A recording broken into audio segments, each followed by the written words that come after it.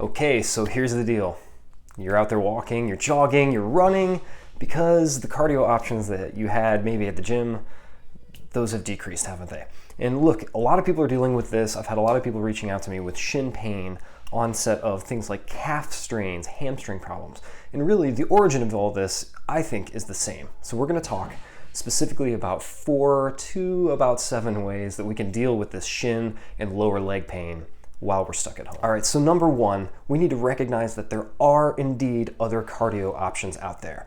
The first of which is easily high intensity interval training, which is a small, medium, large amount of intense body weight or resistance exercise paired with really small rest intervals to keep our heart rate elevated. This is a really, really good option if you have a smaller window of time and don't necessarily have an hour to be out there hiking, walking, jogging. Okay. Also, we have to recognize we have things like bikes available to many of us, not all of us, I understand that. We have things like jumping rope, right? Learning how to jump rope better, perhaps. We have things like burpees. No one likes burpees, but there are many options out there for us to be able to sprinkle a little bit of those into our weekly routine and not just rely on being out there on the pavement and on the trails, hiking, jogging, walking, running, okay? So one of the easiest kind of risk factors for injury is to only introduce one mode of exercise and to really amplify the amount of time that you spend on that exercise over a period of time. So we see this all the time, specifically in the spring with the runners who have been kind of kept up in their homes over the winter time, who all of a sudden get out and they double, triple, quadruple their running volume because the weather is nice all of a sudden. That's just simply something I would caution you on, and to make sure that you are trying to add a little bit of variety into your cardio as well as the resistance training that you're doing. Okay, number 2, and this is something that we've talked about in some of our live broadcasts in the past. If you are jogging, if you are running, you need to consider increasing your cadence. Cadence is the number of steps that you take per minute. I talk about this in another article. I'll try to link this stuff below, but cadence is a really, really important dynamic that science tells us when we have an increased cadence by about 5 to 10% of what we are currently used to, we can significantly lower the amount of stress that our shins and our feet and our knees and our hips undergo when we're out there walking, running, or jogging. So it's something that you need to consider. The easiest way to manipulate this is to go ahead and hop on YouTube and search for about 170 to 180 beats per minute. And I would search for a metronome that locks you into about that pace. And when you're out there running, I want you to try to sync your feet with that pace and see how different that feels on your body. Number 3, gotta check your shoes, right? Many of us are forced into this time where we're relying and perhaps over-relying a little bit on running and walking and jogging out there.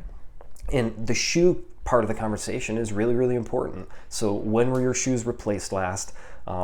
Do you need a new pair perhaps? And if so, try to go to a local store if you can swing it. Hanson's and some of these local stores are really a good option so that we're supporting some of the small business. But make sure that you are responsible about your shoe and your footwear and that you're not running on something that's 2-3 years old, okay? And as a second part of this, we are later in the video going to go over a couple of, actually just one, kind of a special lacing technique that perhaps might help some of you to have less of that pain on top of your foot. And number 4, I want you to try out some of these self-treatment techniques. Now we're gonna go over 4 of them specifically that I have seen really, really help people that are dealing with shin pain. And these are things that all of you should be able to do on your own at home. I want to go try them out. Okay, so one of my favorite ways to try to get into some of this muscle tissue that is irritated with all the extra walking, or the shin splints as people call it, is to really get in there and get a little bit of pressure in there. Anyone who's worked with me knows I love using lacrosse balls, and I'm gonna throw up some anatomy on exactly what we're trying to hit right here.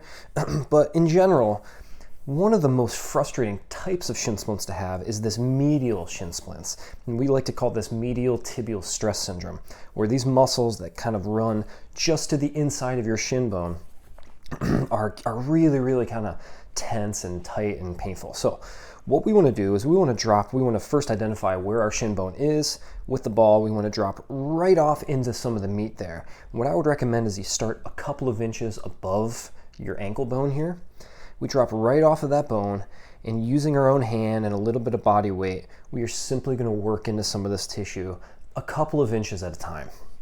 So the goal here is as much as you can tolerate any direction. There's not a whole lot of magic on, do you have to go up and down or in circles? Doesn't make a difference to me.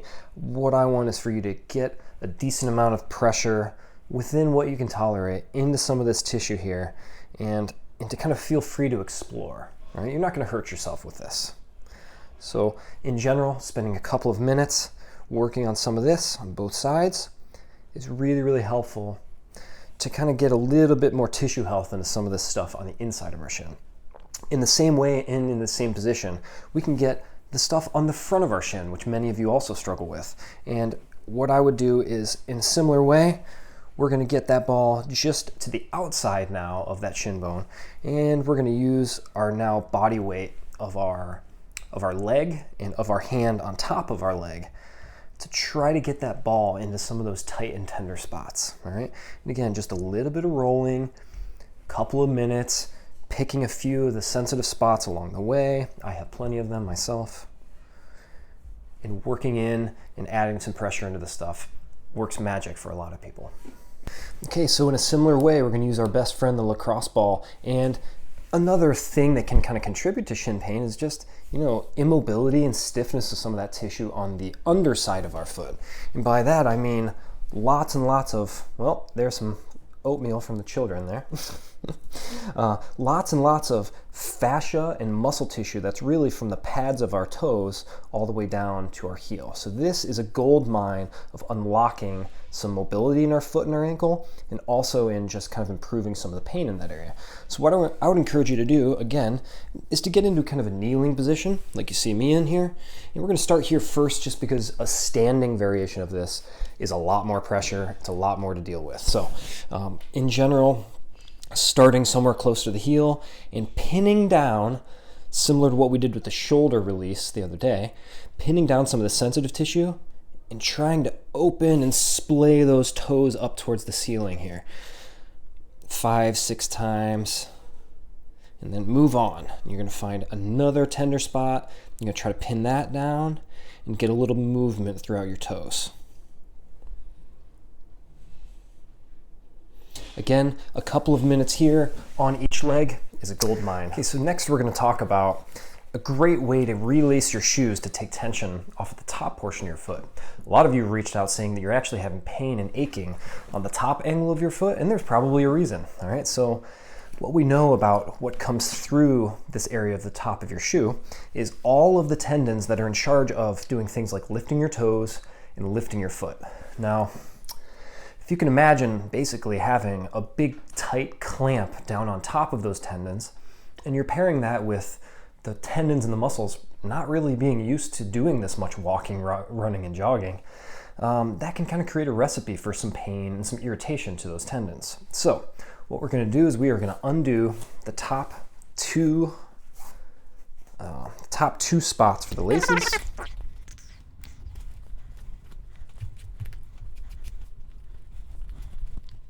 Okay, now that I have the top two removed, we want to make sure that there's still a top lace. All right, we're not just going to remove a whole section of the shoe. We don't want to only be relying on the toes for the lift off here.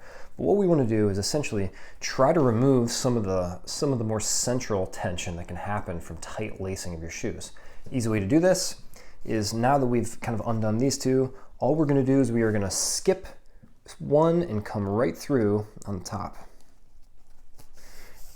And keeping in mind, there are many different ways of lacing. This is just simply kind of a basic one that I feel most people can benefit from when they're having some trouble in this area. So what you can see is we've effectively kept all of the lacing down here pretty normal, and we've basically skipped a loop here and no longer have tension in this particular area. Now when you go to lace up the shoe, you'll still have a top portion that is kind of holding onto your shin. You can keep that a bit looser than you normally would and remove some of the spacing and some of the tension that was contributing right in this area. Give it a try, let me know what you think.